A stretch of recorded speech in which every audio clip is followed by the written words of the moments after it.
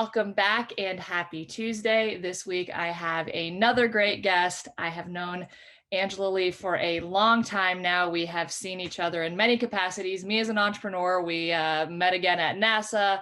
There's a lot of great overlap there. So this week we're going to be talking about the evolving world of angel investing and really the role of regulation in tech. So as I mentioned, my guest this week is Angela Lee. She is founder of 37 Angels and a professor at Columbia Business School. So Angela, thank you so much for being here.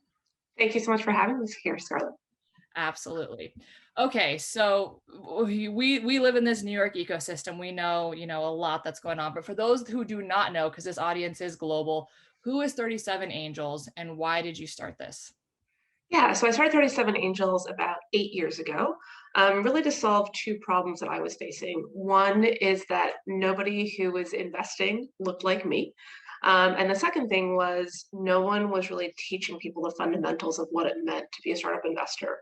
So I created 37 Angels, and we are a network focused on closing the diversity gap in angel investing. When I started, I was 28 and, an Asian woman, and I literally got asked if I was lost when I went into rooms with investors, or, oh, whose money are you investing? And all sorts of weird questions. So I wanted to change that by bringing in kind of the next wave of startup investors. And then I want to do that through education. My day job is a professor at Columbia Business School, and I really believe that people need to learn how to do this. And so we created the investment bootcamp to teach people how do you source deal flow, how do you diligence, how do you do cap table math, all of that.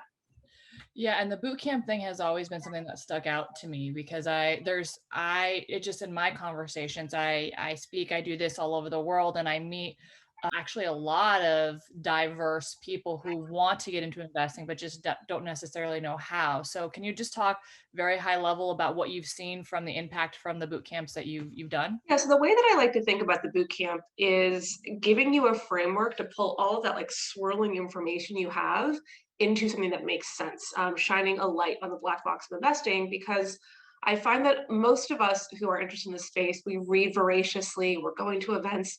And at least for me, when I was first doing this, I was like scribbling everything down and looking it up online.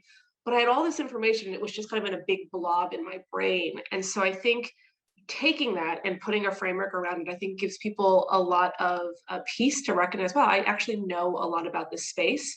And there is something about the venture space where I feel like people think that it's good to drop jargon and acronyms as it makes them sound smarter. And I really like the idea of kind of just opening up that black box and making it a little bit more accessible for everyone. And I do a lot of time educating founders as well, because I think there's just all this jargon and people don't want to be the one to say, what does that term mean?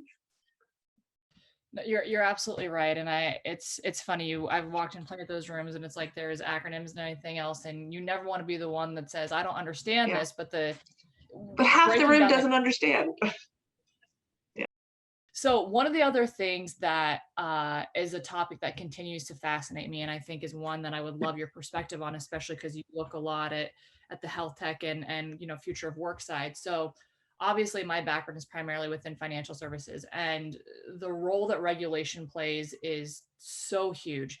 There's so much technology going on across these industries, but a lot of them are hindered in some ways because of regulation. So I would just love your thoughts about what role you see regulation playing in tech moving forward and what you've Yeah, seen. it's a topic that I feel like gets missed a lot because it's not the sexy thing to talk about in the room. People want to talk about the coolest new algorithm or the coolest new tech. And the reality is if you build the most amazing thing in the world, but the government won't let you use it, that tech is useless. And so COVID actually accelerated a lot of regulatory reform. And so two examples. So I primarily invest in digital health and future of work, of which ed tech is part of that.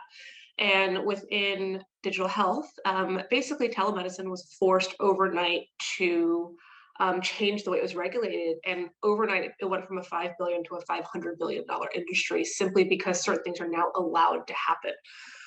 Similarly, from an education technology perspective, there are all these rules around what it means to be a school and what it means to be an accredited university and all that kind of stuff. And a lot of that had to go out the window because we've all obviously been learning online for the last year and a half. And so ed tech, which wasn't a very favorable industry 2 years ago, is all of a sudden kind of a darling in a space. And it's a very small change can have huge ripple down effects. And one venture fund that I want to call out is Tusk Ventures, TUSK by Bradley Tusk. And all they do is focus on regulatory innovation. And they say, if you're struggling with something regulatorily, we will help you. We will help you with a lobbying perspective. We'll find experts. And they've turned something that, like, nobody likes dealing with this. Nobody likes understanding where the cannabis laws are at or where esports betting is at, all things that I've looked at deeply. And to have someone by your side say, I'm going to help you actually figure all of this out. They've turned a pain point into a benefit as an investor. That is fascinating. I have actually not I was not familiar with that, so I'm going to go spend some time looking at Tusk Yeah. Ventures myself. All right, Angela. Well, this is a fascinating topic. I think there's many other places we could continue this conversation, but for now we will end it here. Thank you so much for your time. For all of you, please click on the full Q&A below. And if you're interested in becoming an angel investor, there are boot camps that Angela puts on that you should definitely look at. And until next week, Thank signing you. off.